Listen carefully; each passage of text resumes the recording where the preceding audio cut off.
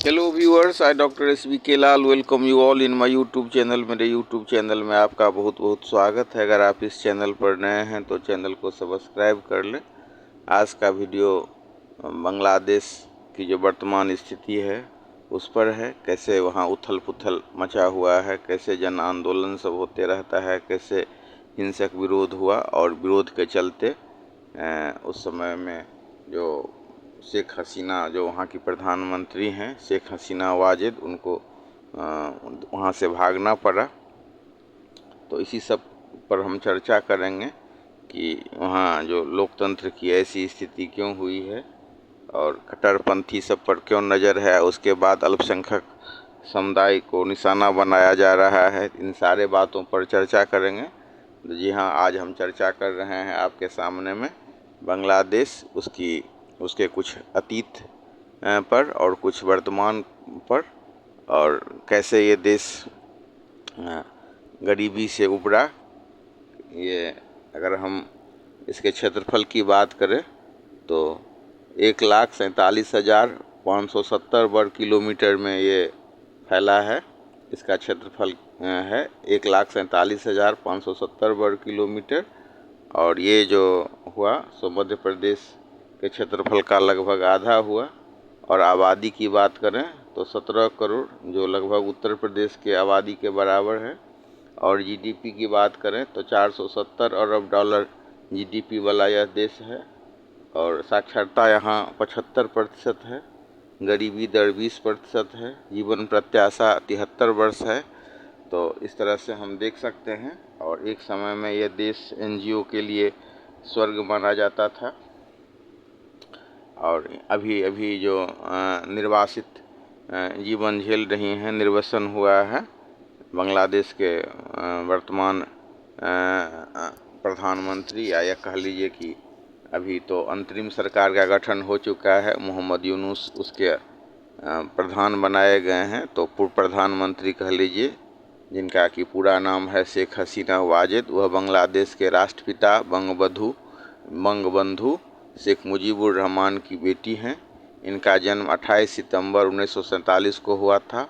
ये जून 1996 से जुलाई 2001 तक और फिर जनवरी 2009 से अगस्त 2024 तक बांग्लादेश की प्रधानमंत्री रहीं। 20 वर्षों से अधिक समय तक देश की सेवा की। ये बांग्लादेश के इतिहास में सबसे लंबे समय तक प्रधानमंत्री रही हैं। और अगर हम अंतर्राष्ट्रीय स्तर की बात करें, अंतर्राष्ट्रीय लेवल पर बात करें और तुलना करें तो दुनिया में सबसे लंबा लोकतांत्रिक रूप से चुनी गई महिला राष्ट्राध्यक्ष रही हैं। इतना लंबा कोई भी महिला राष्ट्राध्यक्ष इतना लंबा समय तक, और वो भी लोकतांत्रिक प्रक्रिया से चुनी गई, नहीं रही हैं। तो 2024 से हिंसक विरोध प्रदर्शन के चलते इन्हें अपना देश छोड़ना पड़ा। ब्रिटेन और अमेरिका द्वारा शरण देने से इनकार करने पर वो भारत में शरण ली। और अभी अभी अलग अलग आप चैनल के माध्यम से और मंच के माध्यम से, खबर से आपको ये जानकारी मिलेगी कि अभी एक मुकदमा चल रहा है। तो इनको मृत्युदंड माने मर्डर के लिए, हत्या का इनका दोषी माना जा रहा है। तो इन पर ये मुकदमा चलेगा, तो उन पर वो मुकदमा चलेगा।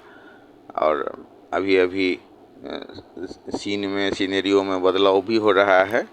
मोहम्मद यूनुस जो अंतरिम सरकार के प्रधान है, वो उनको वापस आने के लिए भी मना रही हैं।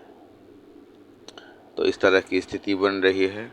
और एक खबर के हिसाब से इंटरनेशनल क्रिमिनल ट्रिब्यूनल में, यानी कि आईसीटी में, इन पर नरसंहार का मुकदमा चलेगा, हत्या का केस चलेगा, या मानवता के खिलाफ अपराध, सामूहिक हिंसा को अंजाम देने का आरोप इन पर लगाया गया है। तो इस तरह से हम देख सकते हैं कि कैसी स्थिति परिस्थिति बनी और कैसे स्थिति में शेख हसीना को अपना देश छोड़ करके भारत आना पड़ा। और तत्कालिक कारण की बात करें तो तत्कालिक कारण आरक्षण के खिलाफ आंदोलन के रूप में लिया गया और इसको दबाने की बात हुई। और अलग अलग तरह से देखें तो इतना दिन तक शासन में रहने के बाद कोई जो सत्तारूढ़ दल होता है वो एंटी इनकम्बेंसी फैक्टर का भी शिकार हो जाता है। और ऐसा भी कहा जा रहा है कि जो लोकतंत्र के लिए जो मतलब आंदोलन चलाने वाले थे या मतलब शांतिपूर्ण भी जो विरोध कर रहे थे, तो ये सरकार विरोध को बर्दाश्त नहीं कर पा रही थी और कुछ छात्र नेताओं की पिटाई भी की गई। तो ये सारा चीज़ आग में घी का भी काम कर गया और इसमें अलग अलग जो विद्रोह को उकसाने वाले जो तत्व हैं वो अलग अलग ढंग से अपने अपने लाभ के लिए काम कर रहे हैं। जैसे जो कट्टरपंथी जमात है वो इस्लामीकरण के लिए काम कर रही है, तो वहीं कुछ जो विरोध प्रदर्शन में हैं उनको लग रहा है कि सरकार को उनके लिए और भी कुछ अच्छा करना चाहिए या सरकार को अपने विरोधी को इस तरह से नहीं कुचलना चाहिए। तो हम देख सकते हैं कि भारत के जितना भी पड़ोसी देश सब है उसमें उसकी जो वहाँ जो अव्यवस्था हुई है, पाकिस्तान से हम तुलना करें तो पाकिस्तान ने वहाँ एक लोकतांत्रिक जो पार्टी है उस पर ही प्रतिबंध लगा दिया और पूर्व प्रधानमंत्री को जेल में बंद किए हुए है। और श्रीलंका में अर्थव्यवस्था के कारण, आर्थिक कुव्यवस्था के कारण, आर्थिक दिवालियापन के कारण श्रीलंका की वैसी स्थिति हुई। तो बांग्लादेश की ऐसी स्थिति नहीं बनी। कुछ सूत्र ये बता रहे हैं कि इसमें विदेशी ताकत का हाथ है, तो कुछ कह रहे हैं देश बंटने का खतरा है।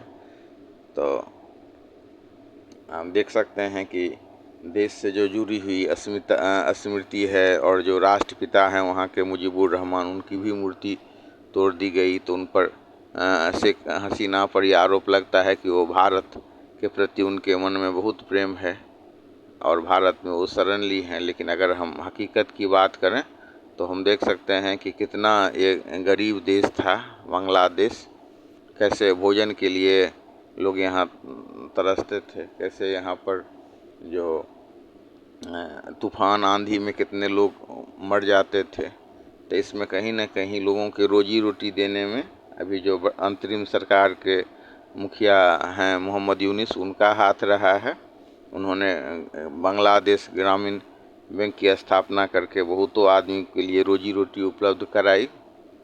वो अमेरिका में इकोनॉमिक्स के प्रोफेसर थे और फिर जब यहाँ आए तो उन्होंने देखा कि ये इकोनॉमिक्स से लोगों को रोजी रोटी नहीं मिल रही है, सिर्फ इसमें किताबी ज्ञान है और इस ज्ञान से लोगों का भरण पोषण नहीं हो रहा है। तो उन्होंने प्रोफेसरी छोड़ दी और मतलब वो घूमने टहलने लगे और उन चाह रहे थे कि उनको एक रास्ता मिले कि कैसे लोगों की गरीबी, बेकारी, ये सब को दूर किया जा सके। तो एक कहानी है कि वो जब एक मतलब शहर में गुजर रहे थे तो शहर के बगल में नहीं होता है कि मतलब गांव टाइप का कस्बा, वहाँ देखे कि एक महिला बहुत ही बढ़िया से कुछ जो हस्तशिल्प सब बांस से बना हुआ सामान, टेबुल ये सब बना रही थी। और जब उन्होंने उसका कीमत पूछा तो बोली कि नहीं, इसका कोई बताने से इनकार की। बाद में उन्हें पता चला कि ज़मींदार से इसने 500 टका कर्ज लिया है। तो 500 टका को चुकाने के लिए अब जितना भी ये बना रही है सब वो ज़मींदार ले लेगा, उससे वो लाखों रुपया कमाएगा। तो उनके मन में आई बात, तो उन्होंने वो 500 रुपया दिया उस महिला को, कहा कि तुम अपना कर्ज चुका लो और फिर तो हम तुमको छूट भी देते हैं कि जिसके हाथ हो ये सामान को तुम अपने हिसाब से बेचो, जिससे तुमको फ़ायदा भी हो और तुम्हारा शोषण भी नहीं हो। और इसी आइडिया के बाद उन्होंने एक सिद्धांत दिया कि जो छोटे छोटे उद्यमी हैं उनको लोन की आवश्यकता है और उनको रोजी रोटी के लिए मार्गदर्शन की भी आवश्यकता है। इस पर काम करके उन्होंने बांग्लादेश को बहुत आगे बढ़ाया और वर्तमान में हम देख सकते हैं कि 80% जो आय है बांग्लादेश की वो टेक्सटाइल मतलब इंडस्ट्रीज से है। अब हम भारतीय नेता सब की बात करें तो भारत के कुछ नेता जैसे मतलब ओवैसी जी का विचार है कि मोदी का जो बांग्लादेश के साथ रिलेशनशिप है वो व्यक्तिपरक नहीं होकर के देश परक होना चाहिए। इस तरह की बातें भी सामने में आ रही हैं।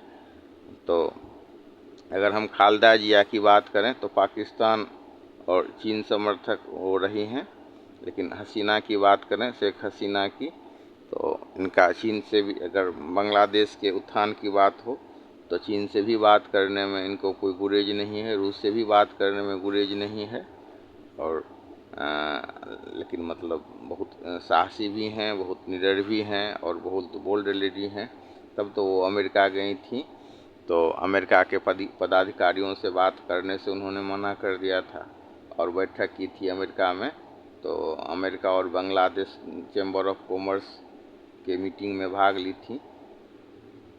तो अगर हम बात करें खालिदा जिया के साथ इनकी तुलना करें तो उनकी जो छवि है बेगम खालिदा जिया की, वो मतलब भारत के कट्टर दुश्मन की छवि रही है और अपने समय में इंडिया आउट कैंपेन चला चुकी हैं।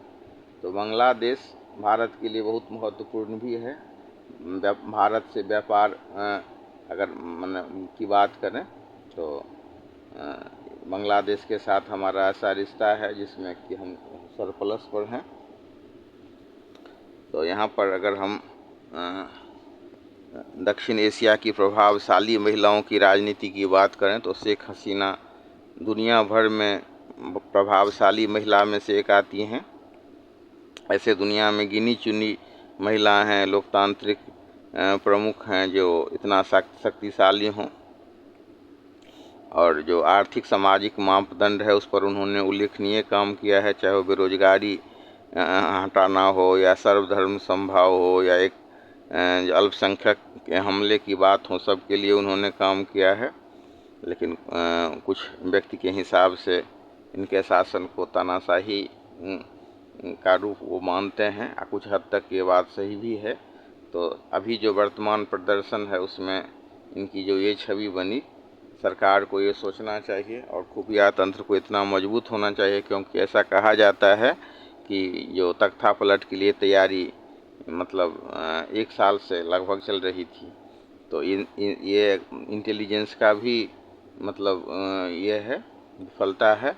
और दूसरी बात कि सरकार पर जो तानाशाही का आरोप लग रहा था तो उसको दूर करने के लिए सरकार ने बहुत कुछ नहीं किया। कुछ हद तक हम कह सकते हैं कि किया, जैसे हाई कोर्ट ने जब फैसला मतलब आरक्षण के लिए जो वहाँ के फ्रीडम फाइटर के परिवार से लोग थे तो उसके लिए जब मतलब बंद किया, मतलब वो फैसला दिया कि आरक्षण जो है सो होना चाहिए। इससे पहले जब आरक्षण आंदोलन के चलते आरक्षण बंद करने की बात थी तो उसको भी उन्होंने स्वीकार कर लिया था शेख हसीना ने, और जब हाई कोर्ट का फैसला आया आरक्षण के पक्ष में तो उसके लिए अपील भी की। लेकिन और भी बहुत कुछ ऐसा किया जाना चाहिए था जिससे कि जिन पर तानाशाही का आरोप लग रहा है वो नहीं मतलब लगना चाहिए थे।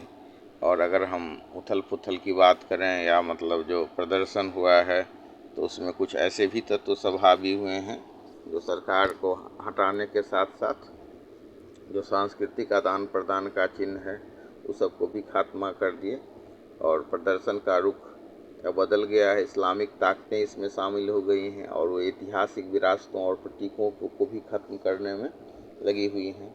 और भारत से व्यापार की बात करें तो दोनों देशों के बीच में 13 अरब डॉलर का कारोबार है। दोनों देश के बीच में द्विपक्षीय व्यापार वित्त वर्ष 2023-24 में लगभग 23 अरब डॉलर तक पहुंच गया है।